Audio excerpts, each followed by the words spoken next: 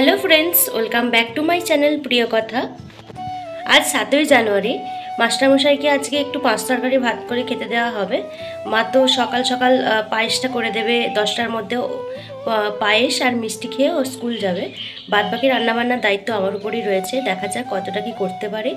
আর এটা নিছক একটা লাইফস্টাইল ব্লগ, যেহেতু সেক্ষেত্রে এটা জাস্ট একটু শেয়ার করা। আমি আমার লাইফস্টাইলে সব কিছু শেয়ার করি। এখানে যদি কারো কিছু নিছক খারাপ লাগে তো তারা অবশ্যই আমাকে অ্যাভয়েড করতে পারো। আমি জাস্ট আমার লাইফস্টাইলে কিছু জিনিস শেয়ার করি। তো চলো, সারাদিনে কিছুটা কীরকম কী কাটালাম না কাটালাম বা কী রান্না করে দিলাম, আমার যতটুকু অভিজ্ঞতা সেখান থেকেই করবো। আমি একদমই রান্নাতে স্মার্ট না, যতটুকু পারি ততটুকু। সকালে ঘুম থেকে উঠে লেবুর জল, উষ্ণ গরম জলে আর চা, এটুকুই হচ্ছে আমাদের সকালের খাওয়া দাওয়া ছিল। তারপর ও পায়েস আর মিষ্টি খেয়ে স্কুলে গিয়েছিল আর দুপুরেও লাঞ্চ করবে। এদিকে যেহেতু মুড়ি খেতে নিয়ে ও পায়েস আর মিষ্টি খেয়েই স্কুলে গিয়েছিল।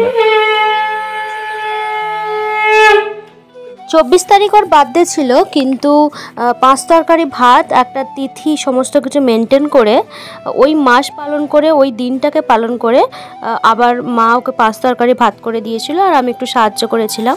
সবাই পায়েস খাইয়ে দেওয়ার পর গিফটও পেয়েছিল। মালাইকারি চলছে, সব রান্না মোটামুটি কমপ্লিট। যেহেতু রান্না করছে সেটা ভিডিও করতে পারিনি।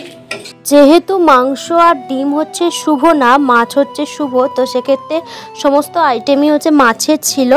চিংড়ির মালাইকারি, মাছের একটা কালিয়া ছিল, ভেজ ডাল ছিল, চিংড়ি দিয়ে একটা ফুলকপির রোস্ট ছিল। আর সে সমস্ত দিয়েই ও স্কুল থেকে আসার পর সবাই ওকে পায়েস খাই দিল, তারপর খেতে শুরু করলো। রান্না বান্না কেমন হয়েছে? ভালোই হয়েছে। সত্যি সত্যি। মা ওকে ভাতটা ধরে দিল, তারপর আমরা একটু ডেকোরেশন করেছিলাম। রাই, ঈশানিয়া, রাজেশকেও বলে দিয়েছিলাম। এখন আমরা সবাই খেতে বসেছি।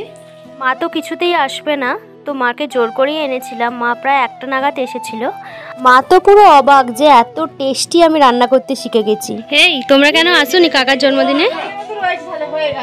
কাকার জন্মদিনে আসোনি কেন? সব ডকুমেন্টস ওখানে যেতে হবে, তাই তো? কাকার জন্মদিনে আসোনি কেন? তোমাদের যে নিমন্ত্রণ করে এলাম। তোমারও হ্যাপি বার্থডে হচ্ছিল। মা বিকেলের দিকে বাড়ি চলে গিয়েছিল। তো মোটামুটি সবাই বলল যে, প্রশংসা করলো যে রান্নাবান্না সবগুলোই ভালো হয়েছে।